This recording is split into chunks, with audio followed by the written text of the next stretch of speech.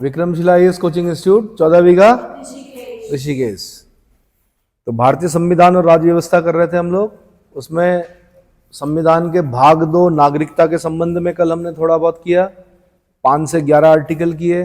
ठीक है, आज उसी को आगे बढ़ा रहे हैं। तो दोहरी नागरिकता, overseas citizen of India, OCI, दोहरी नागरिकता के बारे में बता रहा हूं। दिसंबर 2003, कब? लक्ष्मीमल सिंघवी समिति। कौन सी समिति? लक्ष्मीमल सिंघवी समिति की रिकमेंडेशन पर नागरिकता संशोधन विधेयक 2003 संसद में पारित किया गया। तो नागरिकता संशोधन विधेयक 2003 किसकी रिकमेंडेशन पर, किसकी सिफारिश पर पारित किया गया? आंसर लक्ष्मीमल सिंघवी समिति। ठीक है, इसके द्वारा विदेशों में बसे भारतीय मूल के लोग, विदेशों में बसे भारतीय मूल के लोगों को सीमित रूप से भारतीय नागरिकता प्रदान करने का प्रावधान किया गया। क्या किया गया? प्रावधान किया गया। ठीक है, और इसे क्या कहा गया? ओवरसीज सिटीजन ऑफ इंडिया नाम दिया गया। OCI, overseas citizen of India नाम दिया गया। अब सामान्य भाषा में हम क्या बोलते हैं? दोहरी नागरिकता। क्या बोलते हैं? दोहरी नागरिकता। अब ऐसा क्यों दिया भाई? क्यों दिया होगा कि बाहर विदेशों में जो हमारे देश के लोग रहते हैं वो यहाँ पर माना इंडस्ट्री सेटअप करना चाहते हैं, लेकिन बार बार कौन वीजा लगाए, बार बार कौन क्या करे? दुनिया भर की कागजी कार्रवाई। कुछ अगर निवेश करना चाह रहे हैं या यहाँ पे आना चाह रहे हैं, कोई अगर यहाँ पे निवेश करेगा, इन्वेस्टमेंट करेगा जो भारतीय मूल का है, तो क्या बार बार आना पड़ेगा ना उसको। और बार बार अगर कागजी कार्रवाई होगी तो फिर क्या होगा? दिक्कत होगी। इसलिए उनको दोहरी नागरिकता दी गई। इसके अंतर्गत क्या किया गया? अमेरिका, ब्रिटेन, स्विट्जरलैंड, नीदरलैंड और लगभग 16 देश। कितने? 16 देश। America, Britain, Switzerland, Netherland, Australia, ठीक है, स्विट्जरलैंड, पुर्तगाल, फ्रांस, स्वीडन, न्यूजीलैंड, यूनान, Cyprus, Italy, Finland, Ireland, Netherland, Britain, है ना। इसमें जो बसे प्रवासी भारतीय थे उनको ओवरसीज सिटीजन यानी person of Indian origin card, PIOs, क्या बोला गया? Person of Indian origin card प्रदान करने का प्रावधान किया गया। क्या दिया गया उनको? PIO कार्ड दिया गया। इन्हें बिना पासपोर्ट भारत आने जाने की स्वतंत्रता दी गई। बिना पासपोर्ट के भारत आने जाने की स्वतंत्रता प्रदान की गई। ठीक है, लेकिन इन्हें कौन से अधिकार नहीं दिए गए? उस जमाने में यूपीएससी ने पूछा कौन से अधिकार नहीं थे। एक तो मताधिकार का मतलब वोट नहीं डाल सकते थे वो, दूसरा कोई संवैधानिक पद प्राप्त नहीं कर सकते थे। ठीक है, आपके पास PIO कार्ड है, आप ओवरसीज सिटीजन ऑफ इंडिया हो, लेकिन आप एक तो यहाँ जब इलेक्शन होंगे तब आप वोट नहीं करोगे, नंबर 2 आप कोई संवैधानिक पद प्राप्त नहीं करोगे, और ना ही आपको equality of opportunity in matters of public employment, article 16 नहीं मिलेगा। मूल अधिकार होता है आर्टिकल 16, लोक नियोजन के विषय में अवसर की समता। यूपीएससी बहुत पहले पूछ चुकी है इस क्वेश्चन को। हो सकता है कि आपके जो छोटे मोटे पेपर होते हैं उनमें आप क्या हो, इस प्रकार के प्रश्न पूछे जाएं। ठीक है, तो आर्टिकल 16 द्वारा प्रदत्त अवसर की समता भी इनको नहीं दी गई। ठीक है, डॉक्टर LM सिंघवी की अध्यक्षता वाली समिति ने 9 जनवरी को प्रवासी भारतीय दिवस मनाने की अनुशंसा की थी। कौन? लक्ष्मीमल सिंघवी ने कहा था कि 9 जनवरी को प्रवासी भारतीय दिवस मनाया जाए। क्या किया जाए? क्यों मनाया जाए? क्योंकि 9 जनवरी सन 1915 में द ग्रेट प्रवासी महात्मा गांधी भारत आए थे। क्या आए थे? तो क्वेश्चन पूछता है कि महात्मा गांधी का पदार्पण भारत में कब हुआ? तो 9 जनवरी 1915 को। तो क्योंकि वो बहुत पहले क्या हुआ, दादा अब्दुल्ला एंड कंपनी का केस लड़ने गए थे, 1 साल के लिए गए थे, लेकिन कई साल उन्हें क्या हो गया, साउथ अफ्रीका में ही काट दिया उन्होंने, है ना। और कहाँ रहते थे वो? ट्रांसवाल क्षेत्र में रहते थे। कहाँ रहते थे गांधी जी? ट्रांसवाल, वाल नदी के पर। वाल नदी बहती है साउथ अफ्रीका में, वहाँ पे वाल नदी है, ऑरेंज है, एक ऑर्निको रिवर है। ठीक है, ऑर्निको रिवर से यूपीएससी ने कुछ, ऑर्निको नहीं भाई, सॉरी, लिम्पोपो। कौन सी? लिम्पोपो। लिम्पोपो नदी को ट्रॉपिक ऑफ कैप्रिकॉर्न 2 बार काटती है। साउथ अफ्रीका और ऊपर वाले देश के साथ क्या करती है? सीमा बनाती है लिम्पोपो रिवर। क्या करती है ना, शायद जिम्बाब्वे के साथ बॉर्डर बनाती है। किसके साथ? जिम्बाब्वे और साउथ अफ्रीका के बीच में लिम्पोपो रिवर क्या करती है, सीमा बनाती है। यूपीएससी ने क्वेश्चन पूछा ट्रॉपिक ऑफ कैप्रिकॉर्न यानी मकर रेखा किस नदी को 2 बार काटती है, तो आंसर लिम्पोपो। ठीक है, वाल नदी है, ऑरेंज नदी है, लिम्पोपो है। तो ट्रांसवाल क्षेत्र में रहते थे कौन, महात्मा गांधी। अब क्या कई साल बाद फिर आए 9 जनवरी 1915 को, तो लक्ष्मीमल सिंघवी ने कहा कि भाई महात्मा गांधी के जो पदार्पण वाले दिन को प्रवासी भारतीय दिवस के रूप में मनाया जाए। तो भारत के विकास में विदेशी भारतीय समुदाय का योगदान को याद करने के लिए प्रत्येक वर्ष 9 जनवरी को प्रवासी भारतीय दिवस मनाया जाता है। ठीक है, क्यों मनाया जाता है मैंने बता दिया। विदेश में बसे भारतीय मूल के लोगों को 3 श्रेणियों में विभाजित किया गया था पहले। एक होते थे एनआरआई, नॉन रेजिडेंट इंडियंस। कौन, इनको बोलते थे अनिवासी भारतीय। क्या बोलते थे, नॉन रेजिडेंट इंडियंस, एनआरआई। एक को बोलते थे PIO, person of Indian origin, यानी भारतीय मूल के व्यक्ति। और तीसरे होते थे भारत के सीमा पारीय नागरिक, overseas citizen of India, OCI. क्या बोलते थे, भारत के सीमा पारीय नागरिक। अब क्या होते थे एनआरआई, ऐसे भारतीय नागरिकों को कहा जाता था एनआरआई जो नौकरी अथवा व्यवसाय के उद्देश्य से वर्ष में 182 दिन, यूपीएससी का क्वेश्चन रहा है, वर्ष में कितने दिन, 182 दिन अथवा उससे अधिक समयावधि तक विदेशों में रहते हैं तथा भारतीय पासपोर्ट धारण करते हैं। भारतीय पासपोर्ट धारण करते हैं, 182 दिन या उससे अधिक दिनों तक भारत से बाहर विदेशों में रहते हैं, उनको क्या कहा गया, एनआरआई कहा गया। तो संयुक्त राष्ट्र संघ अथवा अन्य किसी नियुक्ति पर भारत सरकार द्वारा भेजे जाने वाले व्यक्तियों को भी अनिवासी भारतीय का दर्जा दिया जाता था। जैसे एम्बेसडर है, जैसे हाई कमिश्नर हैं, जैसे आपके यूएनओ में अगर किसी को भेज दिया हमने, तो सब क्या कहलाते थे, एनआरआई का दर्जा दिया जाता था। इन नागरिकों द्वारा भारत के आम चुनाव में मतदान के अधिकार की मांग लंबे समय से की जा रही थी।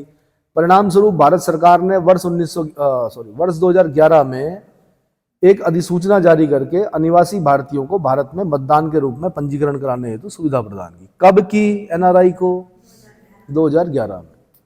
ठीक है, तो उसके लिए फॉर्म 6A, क्या फॉर्म 6A के माध्यम से, फॉर्म 6A को याद करना, यहां से क्वेश्चन बना हुआ। फॉर्म 6A के माध्यम से विदेश में रहने वाले सक्षम मतदाता आवेदन करके मतदाता सूची में अपना नाम सम्मिलित करवा सकते थे।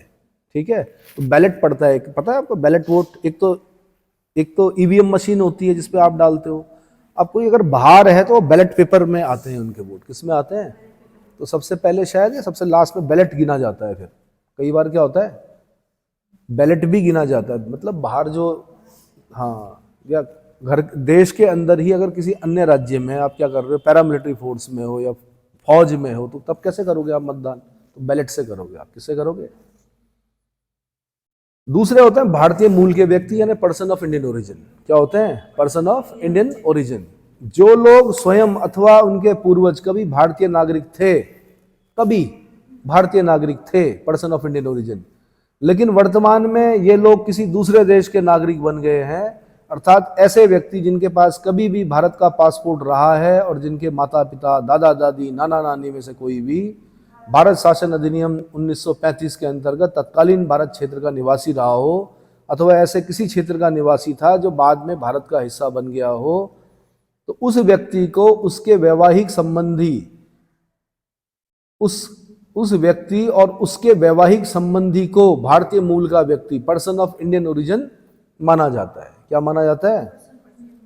लेकिन वे व्यक्ति जो पाकिस्तान, श्रीलंका, नेपाल, भूटान, अफगानिस्तान, चीन और बांग्लादेश के नागरिक हैं या कभी रहे हैं, वे भारत मूल के व्यक्ति नहीं माने जाएंगे। क्या नहीं माने जाएंगे, कौन कौन से देश, पाकिस्तान, श्रीलंका, नेपाल, भूटान, अफगानिस्तान, चीन, बांग्लादेश।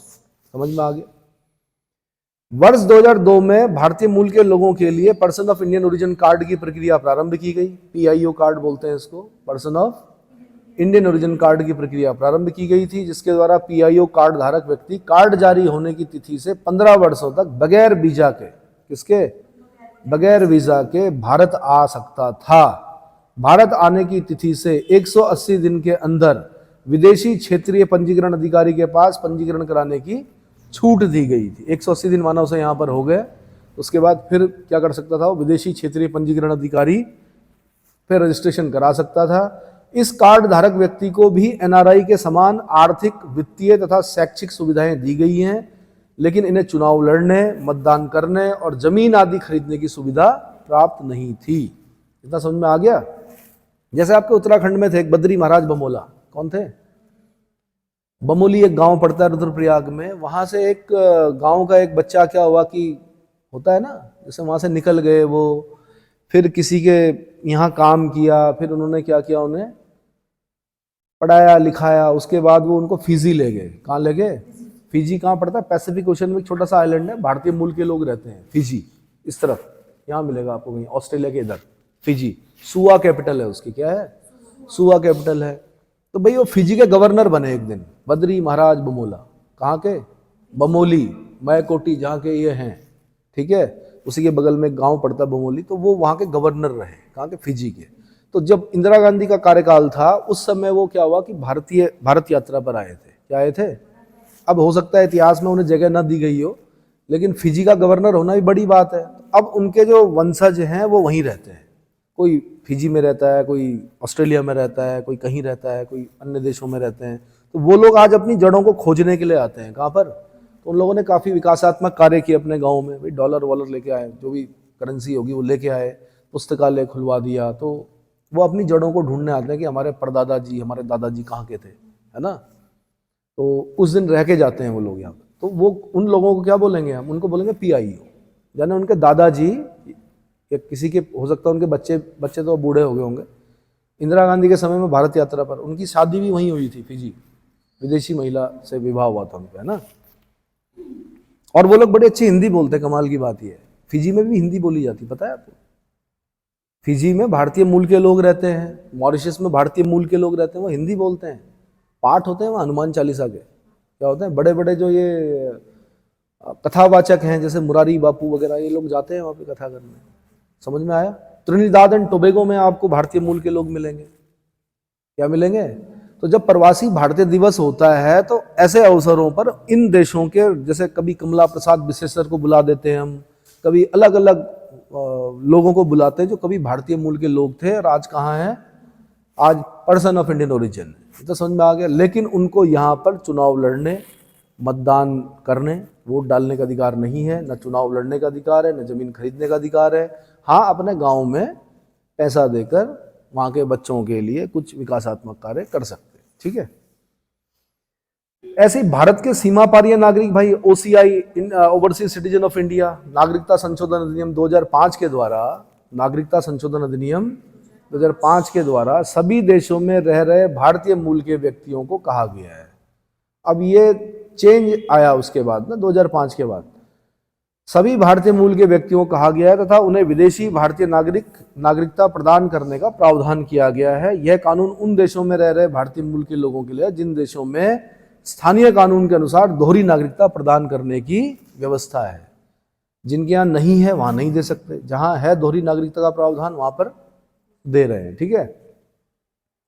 2005 के इस अधिनियम के अनुसार ऐसे व्यक्ति जो भारतीय संविधान लागू होने के समय 26 जनवरी 1950 को यानी या इसके पश्चात कभी भी भारत के नागरिक रहे हों या नागरिक बनने की योग्यता रखते हों, लेकिन वर्तमान में वह दूसरे देश के नागरिक हैं और वह भारत के किसी भी ऐसे क्षेत्र से संबंध रखते हैं जो 15 अगस्त 1947 के बाद भारत का अंग बन गया हो, ऐसे व्यक्तियों को तथा उनके पुत्र पुत्रियों, पोते पोतियों, नाते नातिनों को भी overseas citizen of India card जारी किया जा सकता है। क्या? OCI कार्ड जारी किया जा सकता है, लेकिन उनके वैवाहिक संबंधियों को OCI कार्ड की सुविधा नहीं दी गई है। अब ये नहीं कि भाई अगर वो भारत, मतलब उनकी पत्नी अगर विदेशी है तो उनको नहीं मिलेगा, ठीक है। ठीक है जी। इसके साथ साथ वे व्यक्ति जो कभी भी पाकिस्तान अथवा बांग्लादेश का नागरिक रहा है वह भी सीमा पार भारतीय नागरिकता प्राप्त नहीं कर सकता। पाकिस्तान या बांग्लादेश में जो कभी रहा हो वो नहीं प्राप्त कर सकता, वह भी सीमा पार भारतीय नागरिकता प्राप्त नहीं कर सकते। इस नागरिकता को लोकप्रिय रूप में दोहरी नागरिकता या डुअल सिटीजनशिप कहते हैं। वैसे हमारे देश में एकल नागरिकता का प्रावधान है। इनके निवेश को आकर्षित करने के लिए और इनको ये बताने के लिए कि आपकी जड़ें इसी देश में हैं, इसलिए इनको सुविधा प्रदान की गई। समझ में आ गया? कुछ परिस्थितियों में सीमा पार नागरिकता समाप्त भी की जा सकती है, जैसे ओसीआई के त्याग पत्र देने पर। अगर ओसीआई से त्याग पत्र दे रहे हैं तो खत्म हो जाएगी। भारत सरकार द्वारा समाप्त करने पर, अगर भारत सरकार समाप्त करती किसी का ओसीआई कार्ड तो वो भी क्या है। भारत सरकार झूठे तथ्यों पर नागरिकता प्राप्त करने, भारतीय संविधान के प्रति सम्मान प्रकट करने, युद्ध की स्थिति में शत्रु देश के साथ व्यवहार या गोपनीय जानकारी साझा करने, नागरिकता प्राप्त करने के लिए 5 वर्ष की अवधि के अंदर 2 वर्ष तक जेल में रहने, है ना, पर किसी भी प्रकार भारत की संप्रभुता, सुरक्षा, अखंडता एवं जनहित की हानि होने पर ओसीआई का दर्जा समाप्त कर सकती है। भारत सरकार ने बोल रखा है, ऐसा नहीं कि ओसीआई मिल गया तो कुछ भी कर लो। पता चला ओसीआई कार्ड लेके फिर यहाँ क्या कर रहे हो आप, चरस बो रहे हो, आप यहाँ पे क्या कर रहे हो, आप स्मगलिंग कर रहे हो, जेल में हो, तब नहीं मिलेगी भाई कार्ड। आपका क्या हो जाएगा।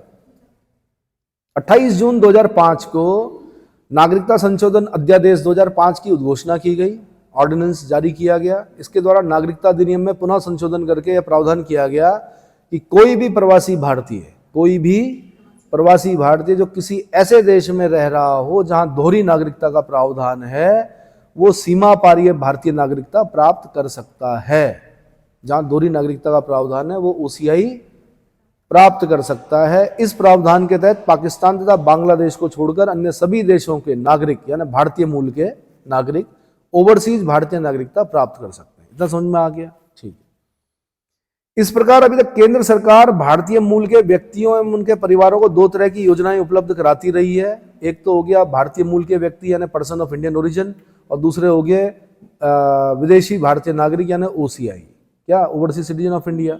लेकिन क्या हुआ कि नागरिकता संशोधन विधेयक 2015 में पर्सन ऑफ इंडियन ओरिजिन और overseas citizen of India card योजनाओं का विलय का प्रावधान क्या कर दिया, विलय कर दिया गया। दोनों क्या कर दिया गया, विलय कर दिया गया। इसके द्वारा person of Indian origin card योजना को समाप्त कर दिया गया तथा जारी किए गए पीआईओ कार्ड को ओसीआई कार्ड का दर्जा देने का प्रावधान किया गया।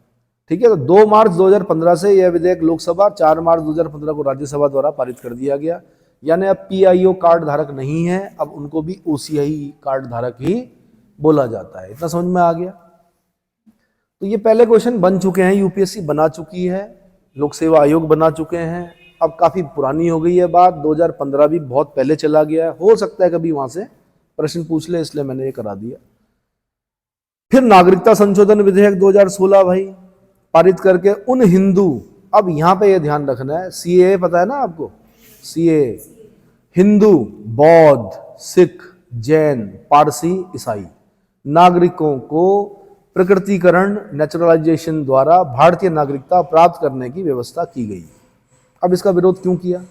यहाँ के मुस्लिमों ने इसका विरोध इसलिए किया, कहा कि इसमें मुस्लिम तो है ही नहीं। अरे भैया, हमें बांग्लादेश और पाकिस्तान से क्या करने थे? वो हिंदू लोग, वो बौद्ध लोग, वो सिख लोग, वो जैन लोग, वो पारसी लोग, वो ईसाई लोगों को यहाँ पर मान्यता देनी थी जो वहां परेशान हो गए थे, है ना। नेहरू लियाकत अली समझौता था एक, क्या था मतलब वहां पे नेहरू लियाकत अली समझौते में ये कहा गया था कि अगर वहां के हिंदू यहाँ आना चाहें या यहाँ के मुसलमान वहां जाना चाहें तो जा सकते हैं, लेकिन बाद में हुआ कुछ नहीं ऐसा।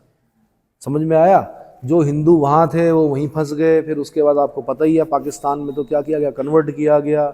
उनके साथ बड़ा बुरा व्यवहार होता है कि पाकिस्तान में, ठीक है, बार बार उन पर क्या हमले होते रहते हैं, बालिकाएं सुरक्षित नहीं है पाकिस्तान में हिंदुओं की, ठीक। तो ये बोला गया भाई हिंदू, बौद्ध, सिख, जैन, पारसी, ईसाई नागरिकों को प्रकृतिकरण यानी नेचुरलाइजेशन द्वारा भारतीय नागरिकता प्राप्त करने की व्यवस्था की गई। ऐसे लोग जो बांग्लादेश, पाकिस्तान, अफगानिस्तान चले गए थे, कहाँ?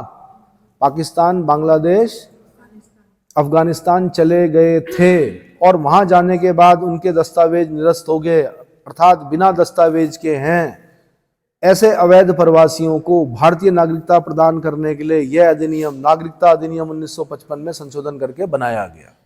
समझ में आ गया? तो नागरिकता संशोधन अधिनियम 2019 यह नागरिकता अधिनियम 1955 में संशोधन करता है। क्या करता है? नागरिकता अधिनियम 1955 में संशोधन करता है। 9 दिसंबर 2019 को लोकसभा में, 11 दिसंबर 2019 को राज्यसभा में पारित हुआ। राष्ट्रपति रामनाथ कोविंद जी ने 12 दिसंबर 2019 को इस पर अपनी स्वीकृति प्रदान की और इस अधिनियम में इस अधिनियम के प्रावधान 10 जनवरी, इसको याद रखना आपने, 10 जनवरी 2020 से लागू है। कब से? देखो साइन वाइन का नहीं पूछेगा, मुझे नहीं लगता कि पूछना चाहिए कि लोकसभा में कब, राज्यसभा में कब, राष्ट्रपति ने कब साइन किए, बट ये पूछ सकता है कि जो आपका नागरिकता संशोधन अधिनियम 2019 है वो कब लागू हुआ, तो 10 जनवरी 2020 से लागू है। नागरिकता संशोधन अधिनियम 2019 के अनुसार 31 दिसंबर 2014, इसको डेट को याद करना पड़ेगा आपको, 31 दिसंबर 2014 या उसके पहले अफगानिस्तान, बांग्लादेश और पाकिस्तान से भारत आए हुए विभिन्न 6 समुदाय, कितने समुदाय? हिंदू, सिख, बौद्ध, जैन, पारसी तथा ईसाई को अवैध प्रवासी नहीं माना जाएगा, को अवैध प्रवासी नहीं माना जाएगा। अब क्या हुआ, मुस्लिमों ने कहा भाई मुसलमान क्यों नहीं रखा हुआ इसमें शब्द, तो भाई वो तो इस्लामिक देश है, सारे ही मुसलमान है पाकिस्तान में, बांग्लादेश में अधिकतर मुसलमान है ना। अगर हम इसमें मुस्लिम शब्द जोड़ देते हैं तो फिर तो सारा पाकिस्तान ही आ जाएगा, तब क्या करोगे? वहां तो आटा बड़ा महंगा है भाई, कहाँ भिखमंगे जैसी स्थिति हो गई पाकिस्तान की, कईयों के मतलब दाल रोटी चलानी मुश्किल हो गई, रहनुमा लोग जो है वो तो अमीर बन गए, उन्होंने तो पाकिस्तान बेच खाया, कुछ चीन को बेच दिया, उन्होंने बेच दिया मतलब चीन ने कहा रोड बनाता हूँ, CACP, China Pakistan economic corridor, CPEC, China Pakistan economic corridor, उन्होंने कहा बनाओ बनाओ। ये तो पता ही नहीं कि चीन जहाँ जाता है फिर उसके बाद वहाँ से हटता नहीं है। ये वैसे ही है कि कोई आपको बोले कि आपकी ज़मीन में सब्जी उगा दूँ, आपने कहा हाँ उगा दो, क्या दिक्कत है, हमें भी दे देना थोड़ी, और सब्जी उगाते उगाते क्या हो गई आपकी ज़मीन, कब आपसे छिन गई कुछ पता ही नहीं है, तब लड़ते रहो केस। पाकिस्तान का भी वही हाल होना है। मालदीव तो है ना गलती कर दी एक, क्या कर दी? गलती कर दी। भारतीयों के भावनाओं से खेलोगे तो क्या स्थिति खराब तो होगी होगी। अविश्वास प्रस्ताव आने वाला है, वहां पर सरकार गिरने वाली है, कुछ भी हो सकता है। हाँ जी, तो भाई समझ में आ गया। तो हिंदू, सिख, बौद्ध, जैन, पारसी, ईसाई को अवैध प्रवासी नहीं माना जाएगा। आपको 31 दिसंबर 2014 डेट याद रखनी है। क्या याद रखनी है? मतलब 2014 जो है वो डेडलाइन है, 31 दिसंबर। इसका मतलब 2015 से पहले, इसका मतलब 1 जनवरी 2015 की 12 बजे 1 जनवरी, अगर कोई 12:05 पे भी आया होगा ना, वो भी इसमें नहीं आएगा। फिर समझ में आया? केंद्र सरकार इन प्रवासियों को उक्त लाभ प्रदान करने के लिए विदेशी अधिनियम 1946 और पासपोर्ट भारत में प्रवेश अधिनियम 2020 में 1920 में भारत पासपोर्ट भारत में प्रवेश अधिनियम 1920 में छूट प्रदान करेगी। ध्यातव्य है कि विदेशी अधिनियम 1946 और पासपोर्ट अधिनियम 1920 भारत में विदेशियों के प्रवेश, निकास और निवास को नियंत्रित करने की शक्ति प्रदान करते थे। ठीक है, तो नागरिकता संशोधन अधिनियम 2019 CAA जिसको बोला जाता है ना, कि अन्य प्रमुख विशेषताएं क्या थी? तो यह अधिनियम उक्त कौन 6 अल्पसंख्यक समूह कौन? हिंदू, सिख, बौद्ध, जैन, पारसी, ईसाई। हिंदू, सिख, बौद्ध, जैन, पारसी, ईसाई के लोगों के लिए देशीयकरण की अवधि को 11 वर्ष से घटाकर 5 वर्ष करता है। क्या करता है? यहां से क्वेश्चन बनने की संभावना है। देशीयकरण की अवधि को 11 वर्ष से घटाकर 5 वर्ष करता है। उक्त अधिनियम के प्रावधान संविधान की 6वीं अनुसूची में शामिल असम, मेघालय, त्रिपुरा, मिजोरम के आदिवासी क्षेत्रों पर लागू नहीं होंगे। इन आदिवासी क्षेत्रों के अंतर्गत कर्बी आंगलोंग यानी असम, गारो हिल्स यानी मेघालय, चकमा जिला यानी मिजोरम और त्रिपुरा आदिवासी क्षेत्र वाले जिले शामिल हैं। ये इस अधिनियम के प्रावधान संविधान की 6वीं अनुसूची। ये यूपीएससी का क्वेश्चन बन चुका। 6वीं अनुसूची में किन 4 राज्यों का उल्लेख है? असम, मेघालय, त्रिपुरा, मिजोरम। ठीक है, इनके आदिवासी क्षेत्रों पर लागू नहीं होता है। कहां पर लागू नहीं होता है CA? अब वो भी कहां पर नहीं होता है? कर्बी आंगलोंग असम, गारो हिल्स मेघालय, चकमा जिला मिजोरम और त्रिपुरा आदिवासी क्षेत्रों पर शामिल नहीं होता है। इसके अलावा यह अधिनियम बंगाल ईस्टर्न फ्रंटियर रेगुलेशन 1873 के तहत इनर लाइन में आने वाले क्षेत्रों पर लागू नहीं होगा। ठीक है, inner line permit ILP Arunachal Pradesh, Mizoram तथा नागालैंड पर लागू है। यहां से क्वेश्चन बनेगा ILP inner line permit, inner line permit कहां पर लागू है? अरुणाचल प्रदेश में, मिजोरम में और नागालैंड पर लागू है। ठीक है, तो ये अधिनियम कौन सा अधिनियम? नागरिकता संशोधन अधिनियम 2019 बंगाल ईस्टर्न फ्रंटियर रेगुलेशन 1873 के तहत इनर लाइन में आने वाले क्षेत्रों पर लागू नहीं होगा। इतना समझ में आ गया? तो बस लगभग नागरिकता के संबंध में क्या है ये मैंने आपको बता दिया। अब इसके बाद हमने क्या पढ़ना है? संविधान का भाग 3 पढ़ना है, मूल अधिकार। वेरी वेरी वेरी इंपॉर्टेंट, क्या very very very important chapter. मेरे ख्याल से इतना काफी। कितने मिनट का हो गया भाई? देखो देखो भाई कितने मिनट का हो गया? इतना ही करो, इतना ही करो, अगला चैप्टर अलग वीडियो बनाएंगे।